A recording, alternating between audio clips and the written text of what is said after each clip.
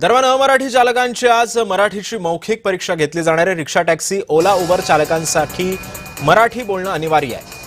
परिवहन विभागानं मराठीचं प्रशिक्षण सुद्धा दिलेलं होतं। मीरा भाईंदरमध्ये मोठ्या संख्येनं चालकांची उपस्थिती आहे। मराठीमध्ये उत्तर देणाऱ्यांनाच उत्तीर्ण करण्याच्या सूचना देण्यात आलेल्या आहेत। राज्यातील सार्वजनिक वाहतूक व्यवस्थेमध्ये कार्यरत असलेल्या चालकांना प्रवाशांशी मराठीमध्ये संवाद साधता यावा यासाठी परिवहन विभागाच्या माध्यमातून मराठी भाषा शिकवण्याच्या कार्यशाळांचे आयोजन करण्यात आलं होतं आणि याच अनुषंगाने मीरा भाईंदरमध्ये सुद्धा विविध टप्प्यांमध्ये मराठी कार्यशाळा या घेण्यात आल्या होत्या आणि याच प्रशिक्षणानंतर आज चालकांची मौखिक पद्धतीने परीक्षा घेण्यात आली।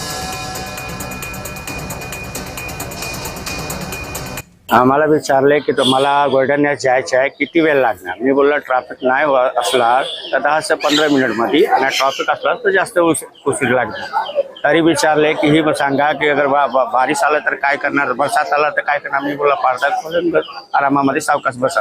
टीचरने जे शिकवलं एकदम चांगलं शिकवलं आणि मला एक वेळेवर ते काम हे झालं। 36 जिल्ह्यांमध्ये मराठी भाषा अभियान स्वर्गीय शिवसेना प्रमुख हिंदू हृदय सम्राट बाळासाहेब ठाकरे यांच्या नावानं चालू आहे आणि फार मोठ्या प्रमाणात रिक्षा चालक त्यामध्ये सहभागी झालेत। रिक्षा चालक आहेत, टॅक्सी चालक आहे, ओला उबेरचे पण चालक त्यामध्ये आहेत। 1,10,000 पेक्षा जास्त रिक्षा चालकांनी ह्या अभियानामध्ये भाग घेतला। 17 तारखेला त्याच्या समारोपाचा कार्यक्रम ठाण्याच्या गडकरी रंगायतमध्ये एकनाथ शिंदे साहेबांच्या शुभ हस्ते होणार आहे आणि ते झाल्यानंतर राज्यामध्ये मराठी भाषेचा जो कायदा 1989चा आहे त्यानुसार कारवाई केली जाणार। त्यामुळे रिक्षा, टॅक्सी आणि ओला उबर चालकांना मराठी येणं ही अनिवार्य आहे असा आदेशच परिवहन विभागानं काढलेला होता आणि याच आदेशाला या सर्व चालकांनी दाद सुद्धा दिल्याचं पाहायला मिळत आहे। आज जो आकडा आमच्या समोर येतोय साधारणतः 5,000 विद्यार्थी ही परीक्षा पूर्ण करतील आणि 17 ऑगस्टला ठाण्यात गडकरी येथे या सर्व परीक्षेचा निकाल आम्ही देणार आहोत। सर्टिफिकेटच्या माध्यमातून यांना मराठीचा अभ्यासक्रम पूर्ण केल्याचं सर्टिफिकेट शासनाकडून दिलं जाईल।